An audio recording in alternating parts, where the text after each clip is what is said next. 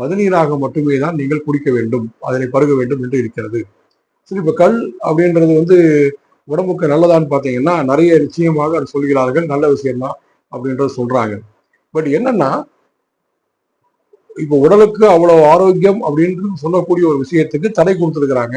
ஆனால் அதே நேரத்துல 100% உடலுக்கு தீங்கு விளைவிக்கக்கூடிய இந்த மதுபானங்கள், இந்த பாட்டில் ட்ரிங்க்ஸ் இருக்கு இல்லையா, அது எல்லாத்துக்கும் அனுமதி இருக்கு.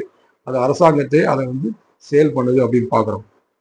இப்ப இன்று என்ன நடந்தது, திரு சீமான் அவர்கள் வந்து தூத்துக்குடி மாவட்டம் இந்த பெரிய தாளை அப்படின்ற இடத்துல ஒரு பனை மரத்தின் மீது அவராகவே ஏறி இந்த தடையை மீறி அவர் வந்து அந்த கல்லினை நேரடியாக அவர் இறக்கி இருக்கின்றார். இறக்கி இருப்பதோடு மட்டும் இல்லாமல் தானும் அருந்தி மற்றவர்களுக்கும் அதை வந்து கொடுத்திருக்கின்றார் அப்படின்றது பார்க்கிறோம். ஸோ அப்போ அவர் வந்து தடையை மீறி இந்த செயலை துணிகரமாக செய்திருக்கின்றார். சரிங்களா? இப்ப இது வந்து அடுத்து இதனுடைய நகர்வுகள் என்னவாக இருக்கும்?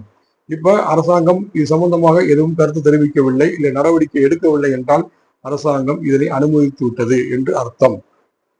இனிமேல் அனைவரும் இந்த மாதிரி வந்து கல் இறக்கலாம், கல்லினை பருகலாம் என்று அரசாங்கம் வந்து அனுமதி கொடுக்கிறது என்று அதற்கு அர்த்தமாகிவிடும்.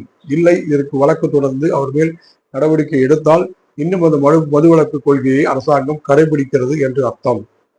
ஸோ அதனை நாம் பொறுத்திருந்து பார்க்கலாம். இதற்கு அரசாங்கம் வந்து எப்படி வந்து ரியாக்ட் செய்ய போகிறது அப்படின்றத நாம் பொறுத்திருந்து பார்க்கலாம். நம்முடைய கருத்து என்னவென்றால், இந்த கல் அப்படின்றது வந்து ஆரோக்கியமான விஷயம் அப்படின்றது நமக்கு தெரிகிறது. இதற்கு அனுமதி கொடுக்கலாம். அனுமதி கொடுத்தால் இந்த மதுபானங்களினுடைய விற்பனை கண்டிப்பாக அது குறையும்.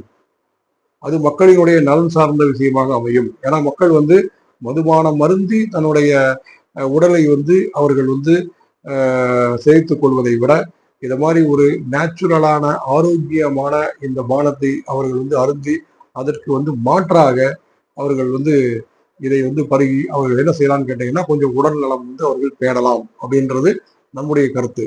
சரி, பார்க்கலாம் அரசாங்கம் என்ன முடிவு எடுக்கிறது என்பதை நாம் பொறுத்திருந்து பார்க்கலாம். நன்றி நண்பர்.